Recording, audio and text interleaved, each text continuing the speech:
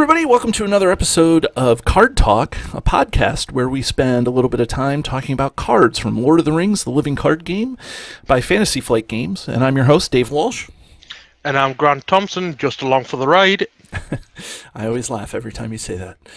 And today we're going to be talking about the Derndingle Warrior. It's a 2-cost tactics ally card that has 1 willpower, 1 attack, and 2 defense with 3 hit points. It is an Ent and a warrior, and it has the Sentinel, and just like almost all the Ents, it can't have restricted attachments and enters play exhausted, and it has the game text that you can deal 1 damage to the Derndingle Warrior to give it +3 for this attack, and you can only use it once per attack. So Grant, I know you have extensive usage for the Derndingle Warrior. I say that tongue-in-cheek a little bit, but what do you think of the Derndingle Warrior? Well, I'm sitting looking at the Derndingle Warrior, and I haven't used a lot of Ent cards in any of my decks because the Ents are so far ahead of where I have been playing in with real cards. And because you didn't really see many of the Ents until after the Voice of Isengard. Right, they did come out late in all of the, in the cycles. Yeah. So there's not a lot of Ents at the beginning of the game. So when I started looking at them, it was more of the fact of, oh my god, it enters play exhausted. Why would I want to play that? And I always skipped over them for a long time, up until fairly recently when I've started looking at building newer decks for like the later quests. And it's like, well, if I have Treebeard, I then pull out some Ent allies. He can then use his resources to ready them, and I've got a decent force sitting there. Because the Ents have a relatively high hit points for being allies at 3. And some of them have decent effects. Dealing 1, while Derndingle Warrior is defending an attack, it gains deal 1 damage to give a +3 defense to that attack. That's giving him +5 defense. He could sit and quite easily take an attack from the Hill Troll and still live.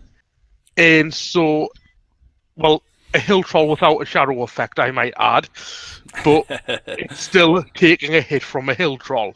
So, yeah, I've got to admit, this one I haven't played with. Like I said, I don't play with a lot of Ents, but I think once I've progressed a little bit in my actual sets that I own, I'll be starting to actually play with them a little bit more and actually get a well-rounded appreciation for them, because I believe that there could be a good deck out there for Ents if you can just get it working.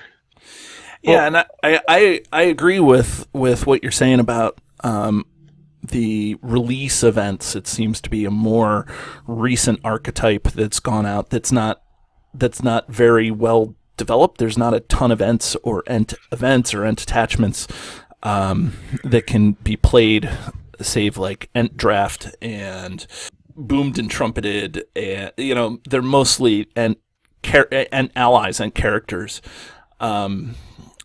But I especially love the Derndingle Warrior because you can boost his defense super easily. You deal him 1 damage, and then you can, and then he can have 5 defense.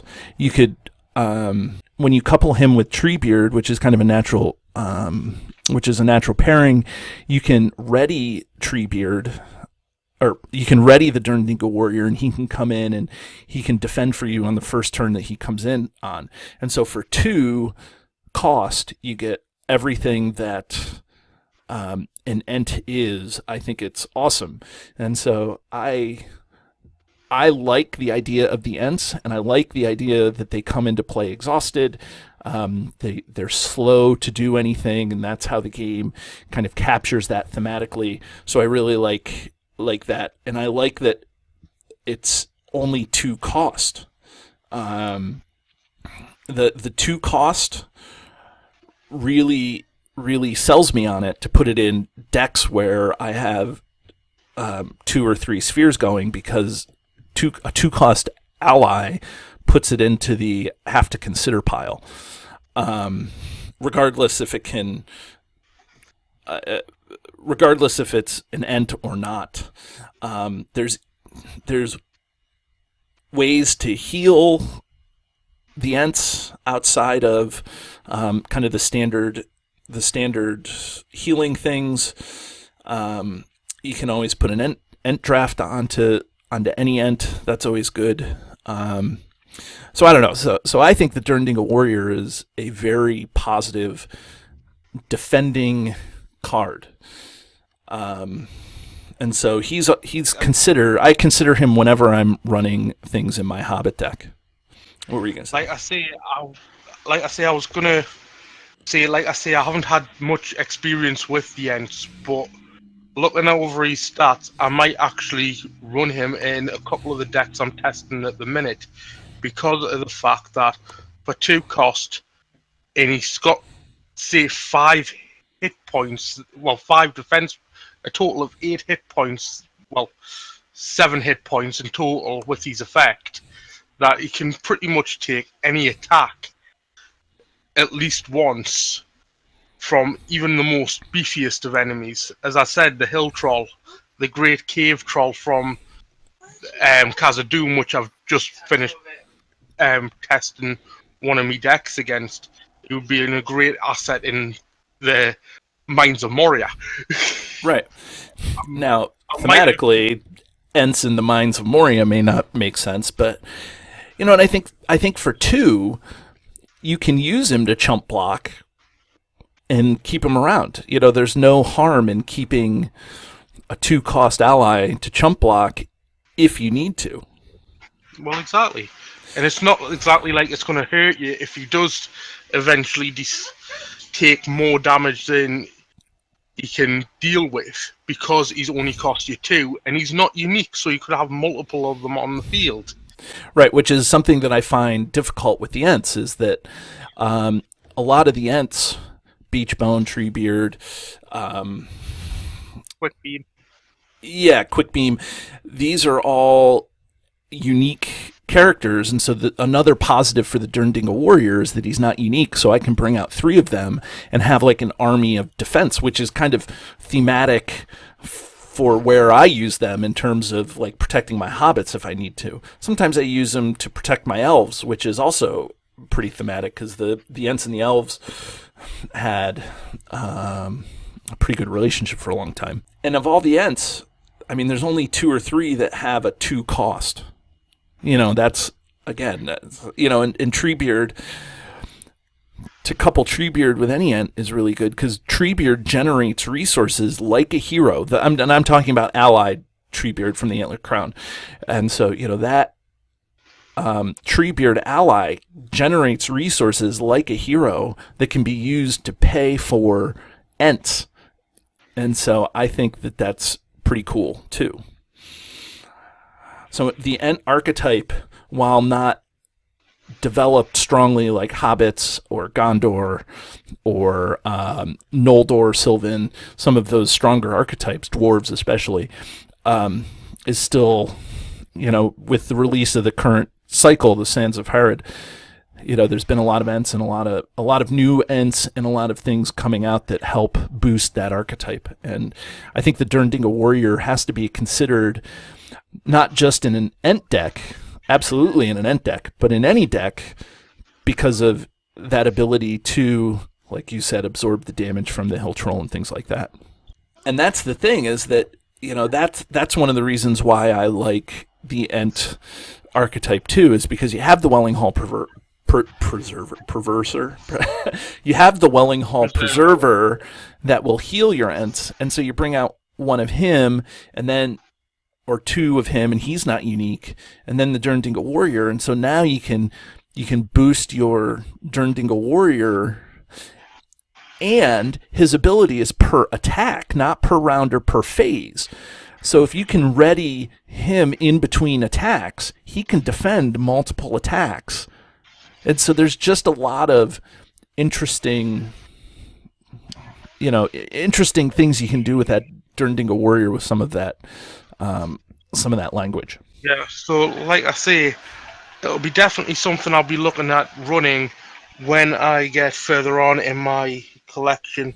Obviously, at the moment, I've just completed the core set and the Shadows of Mirkwood cycle, and I'm working on Khazad-dûm and got the first Saga expansion of The Hobbit, so I'm quite a way off getting any of the Ents, but I'll get there eventually. Yeah, and you can always play them online too. So Well, yeah. So for the Derndingle Warrior, on a scale of rings, 1 being the card to rule them all, and 10 being the just not, what would you rate the Derndingle Warrior as? Well, I always like to preface my rating a little bit here, or I guess I'm going to preface my rating a little bit here with, this is a subjective thing, and in essence, I'm comparing the Derndingle Warrior to other allies and how often I use him, and what I think he brings to the decks that I build. And I like what the Derndingle Warrior does, and I like his stat line, and I like that he is buffable really easy without bringing out other cards. And so he's not just going into Ent decks, he's being considered for a lot of tactics decks, despite having that Ent trait, let alone him being a warrior, and having Sentinel. So I think all of that combined really puts him at a 4 for me. He's going to be considered in every deck. He doesn't make the cut all the time, but he definitely is considered in every deck. How about you, Grant? What are you going to rate him? Well, as I say, I haven't played with him, and in all honesty, I like the idea of the Ents. So until I can play with him, I am giving him 5 rings. Mainly because I haven't played with him, and until I can actually say yes or no to this card, I'm giving him middle of the road. I am going in eyes wide open, no sentimentality, no like, no dislike, just a solid 5. So join us next time for the Rivendell Blade, the tactics attachment from the Dwarrowdell cycle.